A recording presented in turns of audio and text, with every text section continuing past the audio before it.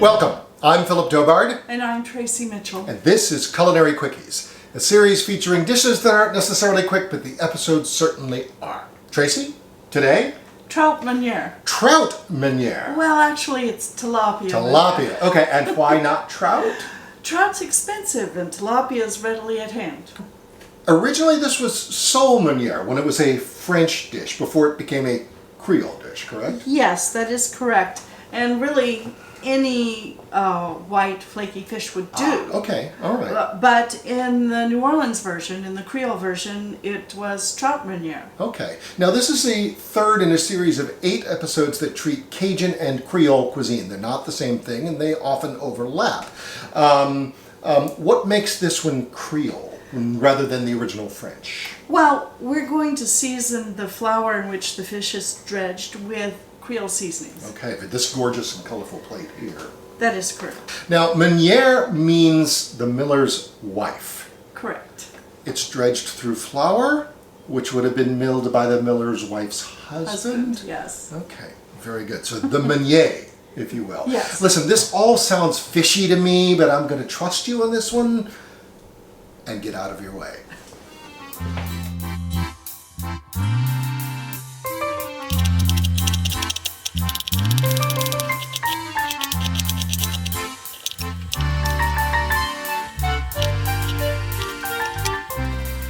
We're going to make a Creole spice blend that we're going to mix with the flour to dredge the fish through. After all, this is a Creole dish, so we need a Creole spice blend. There's no one definitive spice blend, but the thing to know is that you want balance. You got to balance the heat, which is cayenne in this case, with the sweet, which is allspice. We are using what we have on hand. After all, you don't always have a full spice cabinet. So we're using Melissa's rainbow peppercorns and their Italian seasonings. So on this plate, I've got allspice, garlic powder, thyme, Italian seasonings, cayenne, a rainbow peppercorn blend, red pepper flakes, and paprika. We have a recipe in our red beans and rice episode for this spice mix, which does not include these proprietary spice blends. If you'd like that, go to that episode. But, as I said, this is perfectly acceptable for a Creole spice blend. Okay guys, we're going to mix the flour and some spice, and then we'll dredge the fish through that, and it'll be ready to saute. You need to pat this fish dry. If you leave moisture on it, when you dredge it through the flour, it's going to get gummy and make hard crust. We just want this to be dusted and tender. So we've dried our fish. I'm going to dredge it through. You can pat it down a little to pick up the flour. Then you want to shake off whatever excess there is. If you see any spots where the flour hasn't coated it, you can put it back through.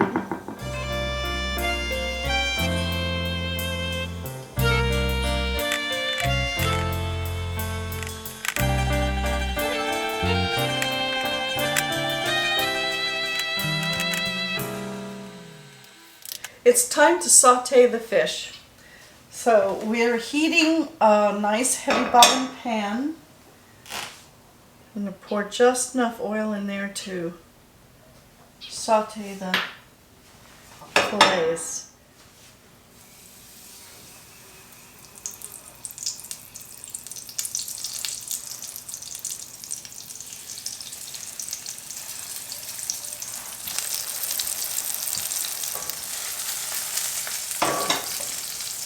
This process is only going to take a few minutes per side, maybe 2 to 3, depending on the thickness of the fillet. So you can just lift the fish up gently and check to see that it's browning on the underside.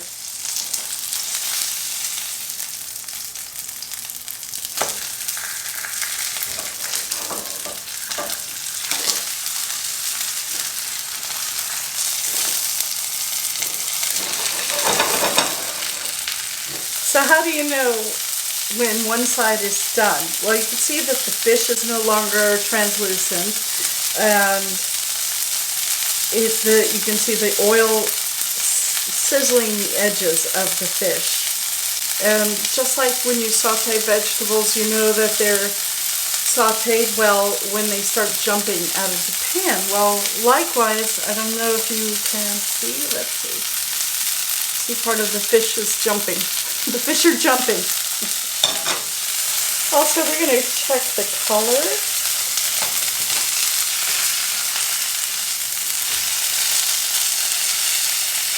Okay, that looks good.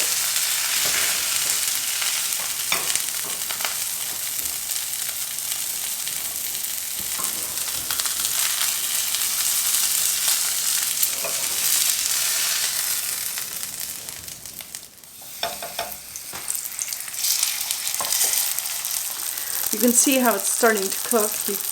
These are kind of thick fillets, but at the edge, the flesh is firming up. It's no longer sort of semi-translucent. The thing I found about tilapia is that it will break along the center of the fillet.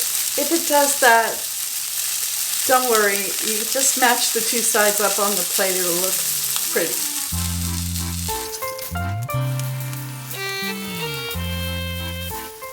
Alright, we finished the sautéing. Now we're going to put the fillets in a relatively cool oven to keep them warm at about 220 degrees Fahrenheit.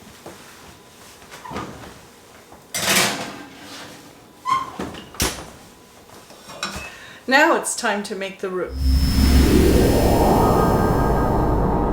A roux is both a thickener and a flavor enhancer. It imparts a richness to sauces, stews, soups, many things. It's comprised of a fat and flour. The flour is heated in a pan to varying degrees of brown or tan or nut colored, even sometimes even as dark as chocolate. A roux does more than thicken, as I said. It imparts a rich flavor. So it's not simply a thickener. In our case, we're going to use butter. If this were a Cajun dish, traditionally it probably would have been made with an oil because oil was cheaper than dairy products. So we've melted the butter, it's time to add the flour. Remember, we're not at this point trying to darken the butter, so this is on low heat. We're going to add the flour that we used to dredge our fish in. So you may be tempted to rush the process. Don't.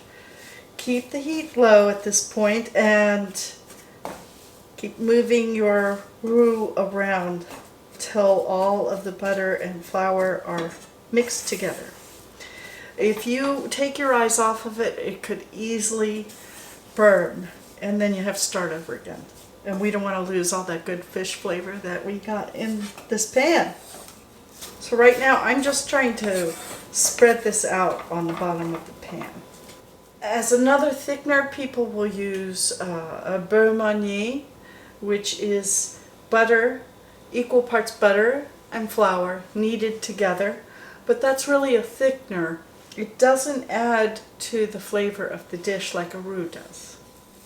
So now we have some action because you can see the fat bubbling up.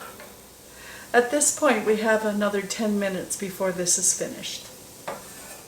As I'm standing here cooking this, I am paying attention to the developing aroma. I am smelling butter.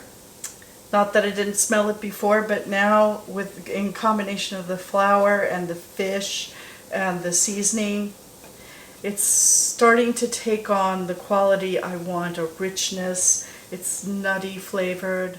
So although I wouldn't say this is a difficult process, it's just one you have to stay on top of.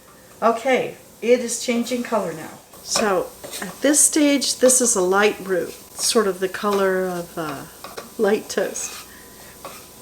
So I'm going for a medium colored roux. It'll turn the color of, say, a light honey or a light maple syrup. Right now, the aroma is a savory shortbread.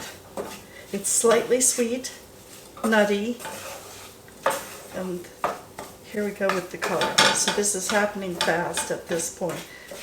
So it's time to add the stock.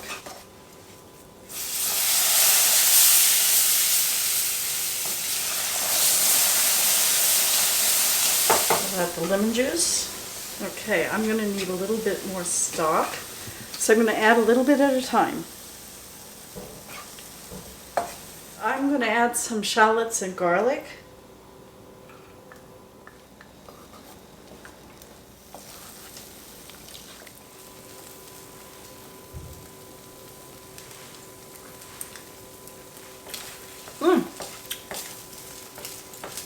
It's good, but I think it needs a little bit more shallot and garlic.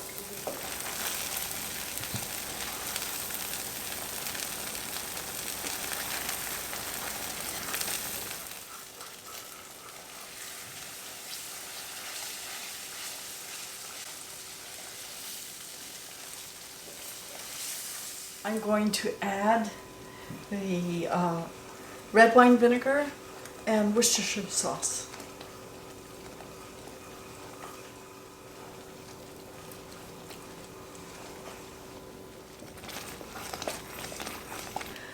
A lot of stirring, but it was worth it. So now when I drizzle the sauce on top, it leaves a trail, and that's the consistency we want. Et le voilà! The sauce is done, the fish is done, it's time to plate.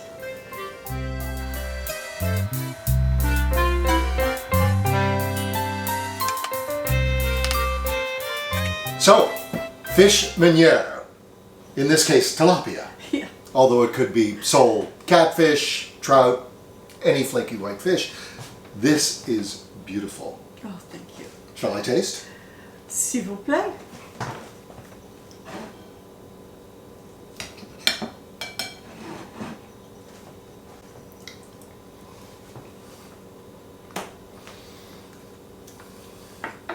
Like candy. Like candy. What she said. Oh, this is wonderful. You know, I wonder, what's the difference between meunière and amandine?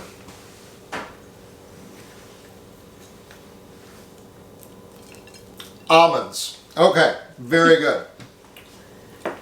They're essentially the same dish. One adds almonds. Anyway, this is glorious. Thank you. Melissa's Produce supports this series with fresh produce, sometimes prepared, sometimes dry. Today we used their Italian seasoning blend and their rainbow peppercorn blend. Both come in these handy grinders. Wonderful stuff. Find us on social media. Like us on Facebook. Subscribe. To us on YouTube, the Center for Culinary Culture. Back next week. Absolutely. More deliciousness? Yes. Alrighty then. We'll see you soon. Bye.